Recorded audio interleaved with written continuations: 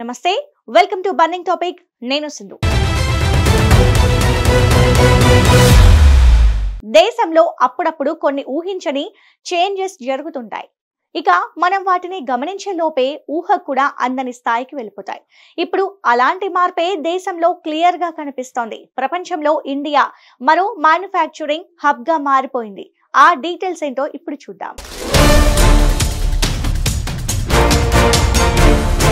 దేశంలో ఒక్కసారిగా వచ్చిన ఐఫోన్ బూమ్ తో లెక్కలన్నీ తారుమారయ్యాయి దేశంలో ఎలక్ట్రానిక్స్ ఎగుమతులు 3వ స్థానానికి చేరాయంటే అదేమంత చిన్న విషయం కాదు త్వరలోనే ఆయిల్ ఎక్స్పోర్ట్స్ ని కూడా ఎలక్ట్రానిక్ గూడ్స్ దాటేస్తాయా అనే టాక్ వినిపిస్తోంది ఎలక్ట్రానిక్స్ తయారీ రంగంలో భారత్ మరింత ఎత్తుకు దూసుకెళ్తోంది దేశంలో ఎలక్ట్రానిక్స్ ఎగుమతులు వేగంగా పెరుగుతున్నాయి ఈ ఆర్థిక సంవత్సరం తొలి 6 నెలల్లోనే ఎలక్ట్రానిక్స్ ఎక్స్పోర్ట్ దేశంలో 3rd ప్లేస్ కి చేరింది ఇది ఇంజనీరింగ్ వస్తువులు పెట్రోలియం ఉత్పత్తుల ద్వారా అగ్రస్థానం కొనసాగుతోంది ఇదిలా కంటిన్యూ అయితే మరో 2 నెలల్లోనే పెట్రోలియం ఉత్పత్తుల ఎగుమతుల్ని కూడా అధిగమిస్తోంది ఇంజనీరింగ్ ఉత్పత్తుల తర్వాత 2వ స్థానంలో నిలిచే అవకాశం ఉందని మార్కెట్ ఎక్స్పర్ట్స్ చెబుతున్నారు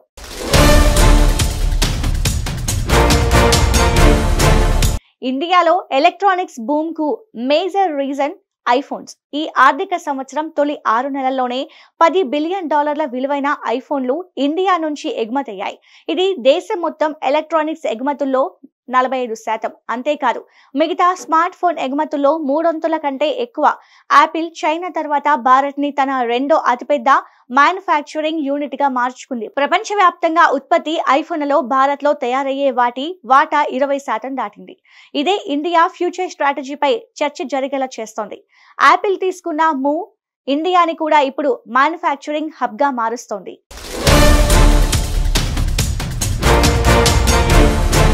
భారత్ లో ఉన్నట్టుండి ఎలక్ట్రానిక్స్ ఎగుమతులు పెరగడానికి కారణమేంటి ఐఫోన్స్ మేజర్ వాటా ఎలా ఆక్రమించగలిగాయి దేశంలో ఎలక్ట్రానిక్స్ ప్రోడక్ట్ పెంచేందుకు భారత ప్రభుత్వం తీసుకుంటున్న చర్యలేంటి ఇదంతా మేక్ ఇన్ ఇండియా ఆత్మ నిర్భర్ భారత్ ప్రోగ్రామ్స్ వల్లే సాధ్యమైందా ఇంకొన్నేళ్లలో ఇండియా వరల్డ్ మ్యానుఫ్యాక్చరింగ్ హబ్ గా ఎదిగేందుకు ఉన్న అవకాశాలే అన్నట్లు తెలుస్తోంది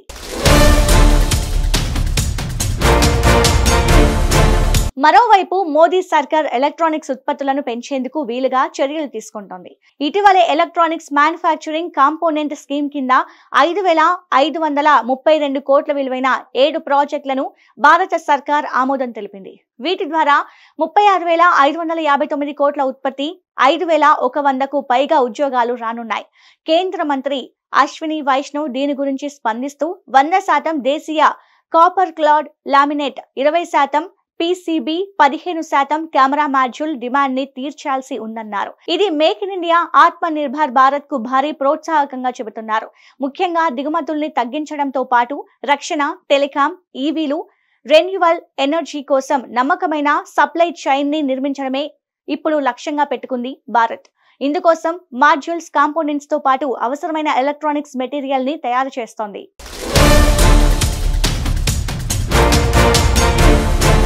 మొబైల్ ఫోన్లు ఐటీ హార్డ్వేర్ లాంటి రంగాల్లో తయారీని ప్రోత్సహించేందుకు ప్రభుత్వం ప్రొడక్షన్ లింక్డ్ ఇన్సెంటివ్ స్కీమ్ ని ప్రవేశపెట్టింది ఇది దేశీయ అంతర్జాతీయ సంస్థలను భారత్ లో తయారీ యూనిట్లు స్థాపించేందుకు బాగా ఆకర్షించింది మేక్ ఇన్ ఇండియా ప్రోగ్రాం కూడా దేశీయంగా తయారీని పెంచడంపై ఫోకస్ పెట్టింది ఇది ఎలక్ట్రానిక్ ఉత్పత్తుల తయారీకి ఎగుమతులకు ఎంతో సాయం చేసింది గత 10 ఏళ్లలో దేశంలో ఎలక్ట్రానిక్స్ తయారీ 5 రెట్లు పెరిగింది దీని విలువ 11 లక్షల కోట్లు దాటింది ఎగుమతులు కూడా ఇదే కాలంలో 6 రెట్లు పెరిగాయి యాపిల్ లాంటి అంతర్జాతీయ దిగ్గజ సంస్థలు ఐఫోన్ ప్రొడక్షన్ లో కొంత భాగాన్ని చైనా నుంచి భారత్ కు తరలించడం వల్ల ఎగుమతులు భారీగా పెరిగాయి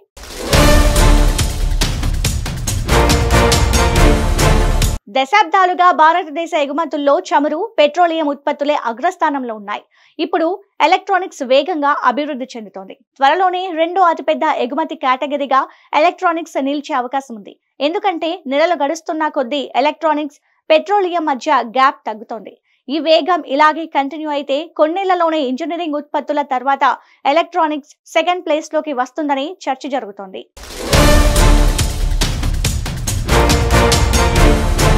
ఇండియాలో ఎలక్ట్రానిక్స్ బూమ్ కు మేజర్ రీజన్ యాపిల్ ఐఫోన్స్ ఈ ఆర్థిక సంవత్సరం తొలి 6 నెలల్లోనే $10 బిలియన్ విలువైన ఐఫోన్లు ఇండియా నుంచి ఎగుమతి అయ్యాయి.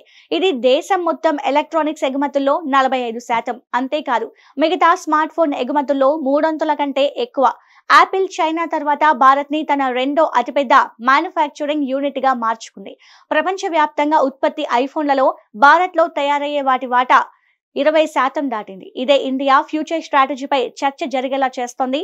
యాపిల్ తీసుకున్న మూవ్ ఇండియాని కూడా ఇప్పుడు మ్యానుఫ్యాక్చరింగ్ హబ్ గా మారుస్తోంది.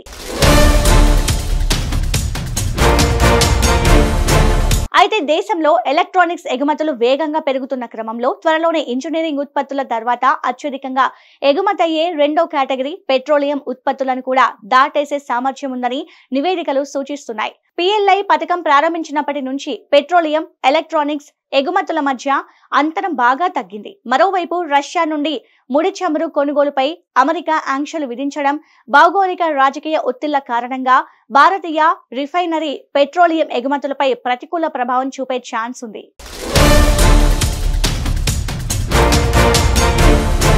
ఇక పెట్రోలియం ఎగుమతుల తగ్గుదలకు దారితీసి ఎలక్ట్రానిక్స్ ఎగుమతుల పెరుగుదలకు దోహదపడుతుంది.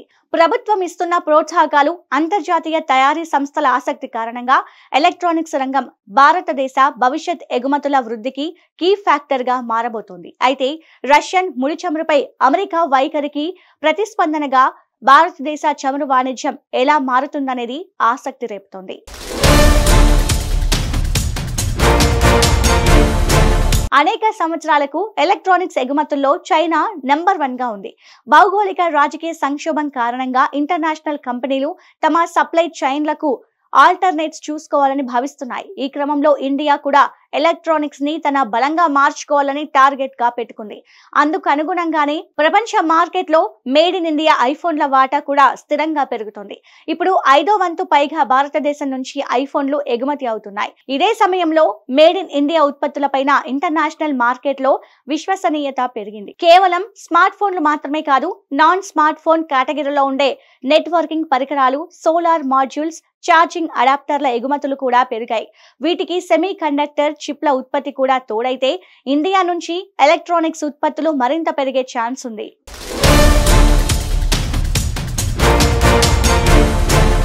ఇటీవలి సంవత్సరాల్లో భారతదేశం పారిశ్రామిక ఉత్పత్తుల్లో పెరుగుదలను చూసింది. తయారీ పరిశ్రమ వేగంగా ఆర్థిక వ్యవస్థకు అతిపెద్ద సహకారిగా మారింది. తయారీ రంగంలో వృద్ధిని ప్రోత్సహించడానికి భారత ప్రభుత్వం అనేక విధానాలను అమలు చేసింది. ఇవి భారతదేశంలో అనేక పెద్ద ఎత్తున బహుళ జాతి కంపెనీలు, కర్మాగారాలను ఏర్పాటు చేయడంతో విదేశీ పెట్టుబడిదారులకు ఆకర్షణీయమైన గమ్యస్థానంగా మారాయి. దీని ఫలితంగా ఉద్యోగ అవకాశాలు, వేతనాలు పెరిగాయి. ఫలితంగా దేశ జీడిపి పెరిగింది. మొత్తం మీద భారతదేశం తదుపరి తయారీ మక్కాగా మారుతున్నందున దాని క్షణం ఆసన్నమైనట్టు కనిపిస్తోంది. వేగంగా అభివృద్ధి చెందుతున్న ఆర్థిక వ్యవస్థ, మెరుగైన మౌలిక సదుపాయాలు, ప్రభావవంతమైన పారిశ్రామిక శక్తి ప్రపంచ తయారీ రంగంలోని అవకాశాలను సద్వినియోగం చేసుకుంటుందనే చెప్పుకోవాలి. ఫలితంగా భారతదేశం రాబోయే సంవత్సరాల్లో విదేశీ పెట్టుబడులకు మరింత వృద్ధికి ఆకర్షణీయమైన గమ్యస్థానంగా ఉండే అవకాశం ఉంది.